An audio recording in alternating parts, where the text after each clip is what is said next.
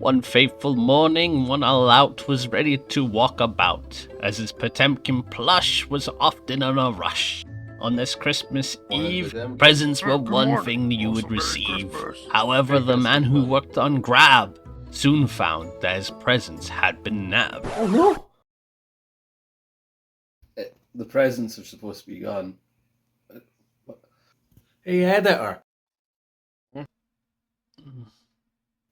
You're messing up the video. Get rid of the presents.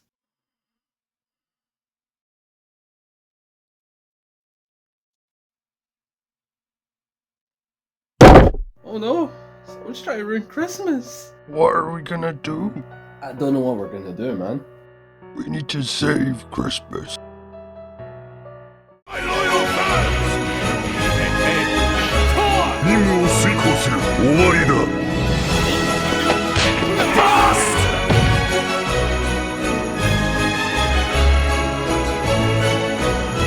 We're continuing the Christmas theme of G.R.A.B by taking a look at another winter themed fella. We'll be looking at this grappler that stands out but was sadly held back by old-time JANK, as he's the jankiest grappler to man. What's up fellas, Panda here, and despite the fact that, you know, the presents were stolen, we're still in the Christmas mood, and we'll figure that out later, won't we, big man? I bet it was his owner. You know, I wouldn't be surprised. I wouldn't be surprised. But else be sure to like and subscribe as we're trying to get 5,000 subscribers to cover a very fun version of the first grappler, JANKY. And thanks for the support in the last bit. Despite being a very niche grappler, you guys really tuned in to watch Snow White being covered from Million Arthurs. Now, even though it's not a game that I mess with, it was very interesting covering a grappler that I would never see otherwise. So be sure to check out the membership system. It helps me out with travels and stuff like that. There's a bunch of cheap options if you guys are feeling very generous, but it's up to you guys, up to you. But let's talk about what a grappler wants in the 3D environment.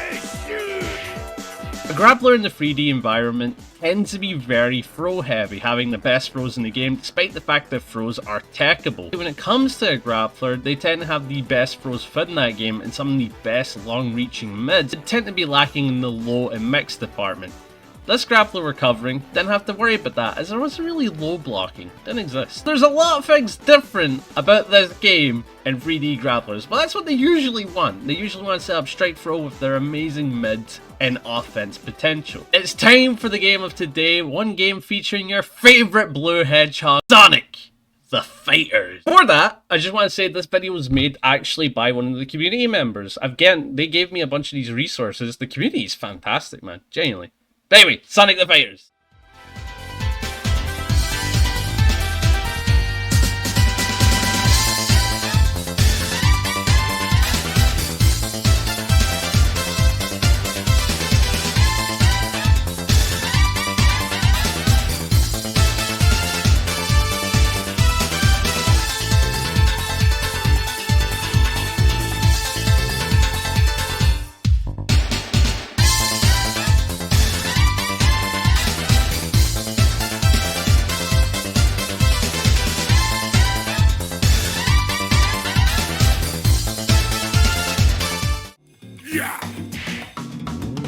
This game just oozes that classic PS1 Sega Dreamcast era.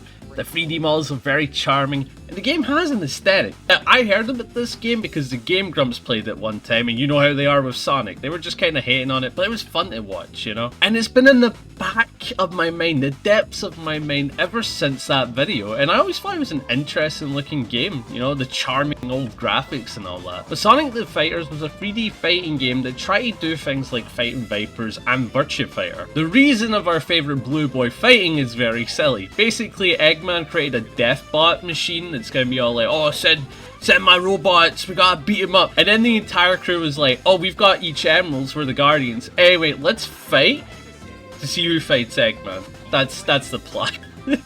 Say, F you, I wanna fight Eggman. They all fight, one flies up, fights Eggman, leaves. Simple as. Now let's talk about the game and its mechanics, and surprisingly there's a lot on the surface and in the back. It's an odd case of a classic 3D fighter mixed with 2D fighter mechanics.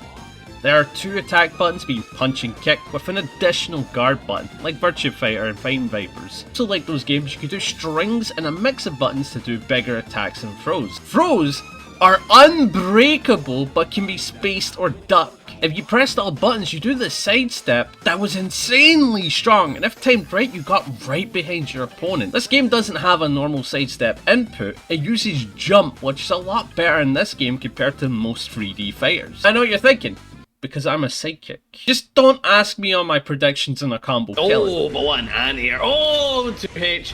And they've got 2 bars. I'm going to call it, it kills. It kills. Please kill. Please get. Oh wait, everybody. Yeah, knows that kills. it's a Never double. mind. Yeah. Yeah. I was thinking I'm proud of like. you though, Panda. Good stuff. Oh, thank you, bro. Imagine though. No! You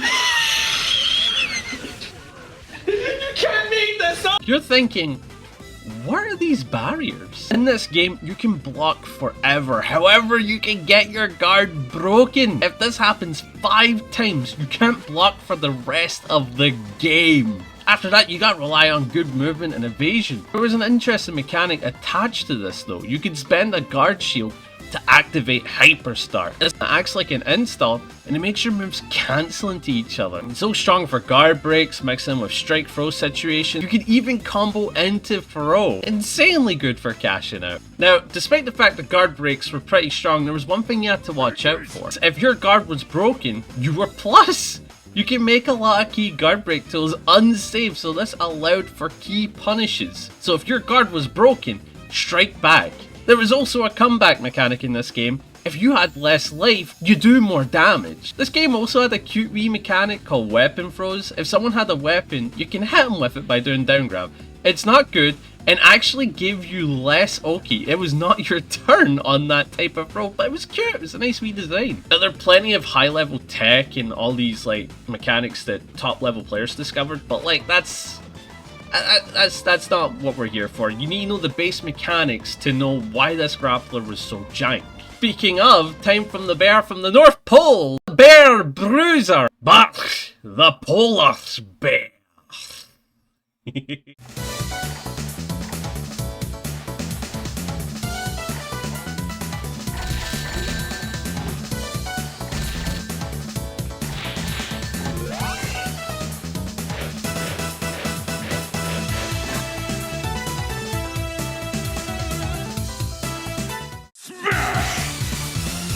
Mark is this game's grappler and designed for this game specifically. He's had no previous appearances before this game.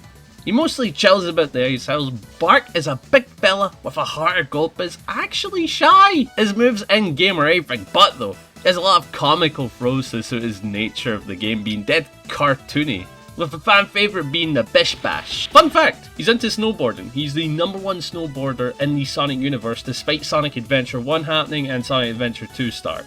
Keep that in mind. But there isn't much to his story, there really isn't. His character is basically Being a Dynamite is his best bud, he thinks Knuckles is a fun fighting rival, can't stand Fang despite being in the same team as him. That's it. That's everything you need to know. I guess we should get into his kit. In this vid, we're not going to do positive and negatives. Usually that's how I kind of break it down. But this time we're just going to do the positives mixed in with the negatives, because with every positive, there was jank attached to it. And with every negative, there was jank attached to it. So we're just mixing it together to suit the theming of the vid. Now it was interesting, the character's tier placement was difficult to play. This game is fairly balanced. You can kind of play anybody and have a good time. It was just that it was difficult to play some characters, and with Bark and the Jank, he was extremely difficult to play. So let's get started with the main thing the grapplers have. The throws. Like most 3D grapplers, they were the best in the game. The damage was high and most of them led to amazing knockdown pressure like Bish Bash. This is what you'd expect from a grappler.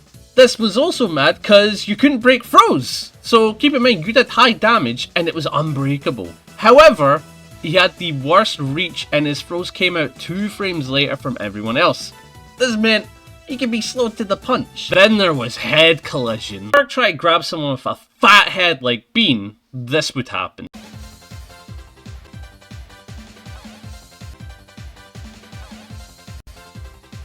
Barks had to learn a tech called Shadow Step to get the throw. It's basically a dash cancel throw, a lot like King's dash to giant swing. This was very annoying for a lot of his matchups because it's literally just, nope, your throw doesn't work, I was born with a fat head.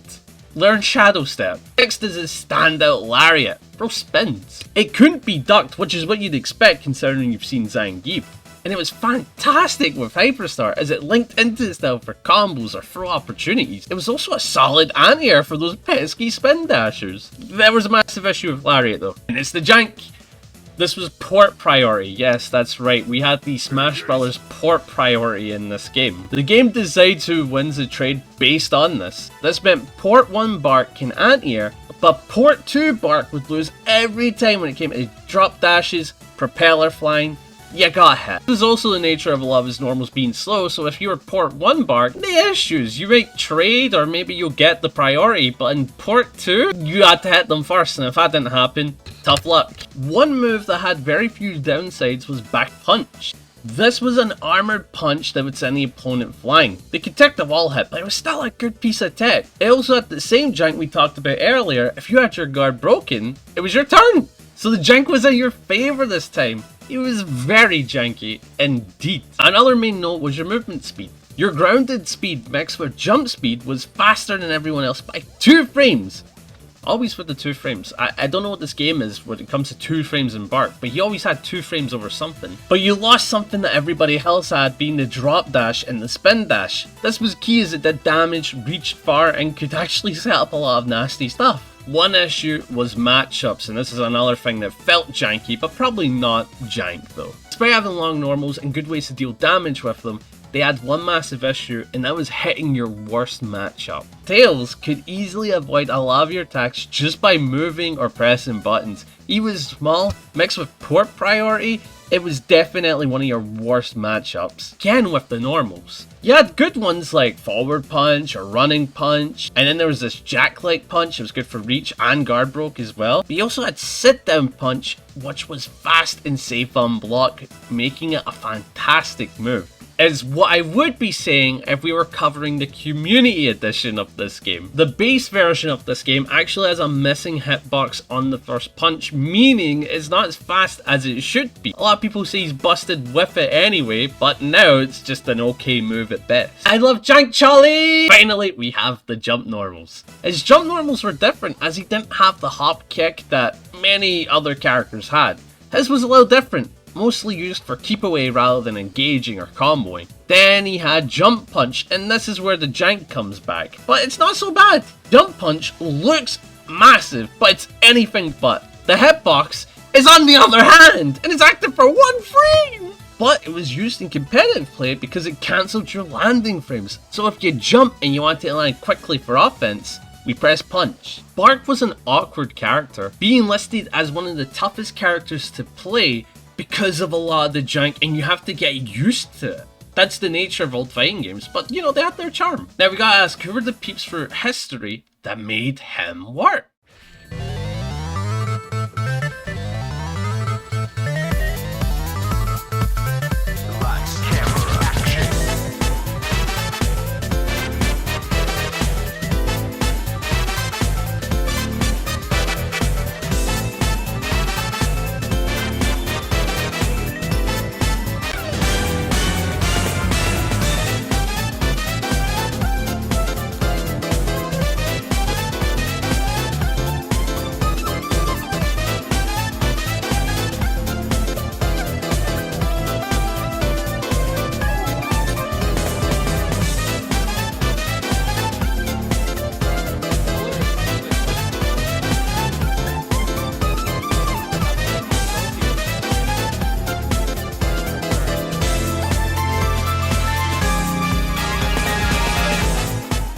There were so many who attempted, and I want to note this game is still run at Combo Breaker every year, and the community were fantastic. I want to take a moment to highlight the community. They helped me out with this video, give me my resources, a lot of my tools, and the emulator. I am Hackerman, so they were on point today. I would have to say that the community is fantastic, and I'm also going to drop this here.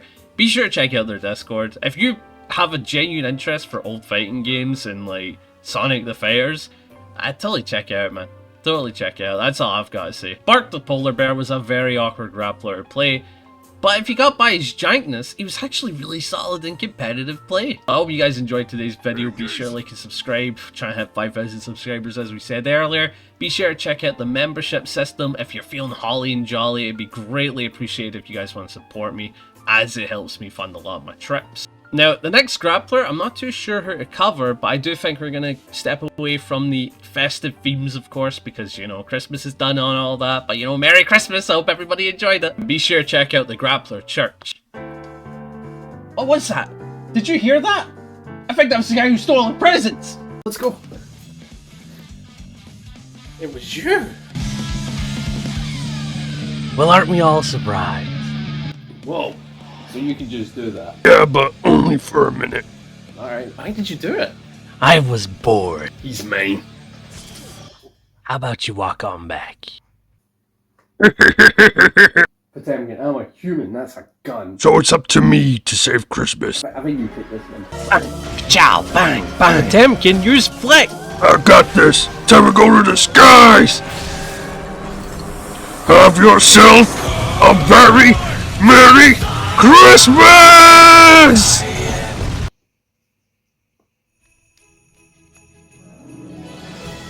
You did it, buddy. Yes, it was I, your Messiah, who saved Christmas. You can sure say that again. Except you've never had to work hard because you're season 4 Potemkin. Merry Merry Christmas! Christmas! Thus our story ends with everyone in their cozy dens. With Christmas in sight, everyone was ready for the light. And that was the story of how Panda and Potemkin saved Christmas. Nothing rhymes with Potemkin.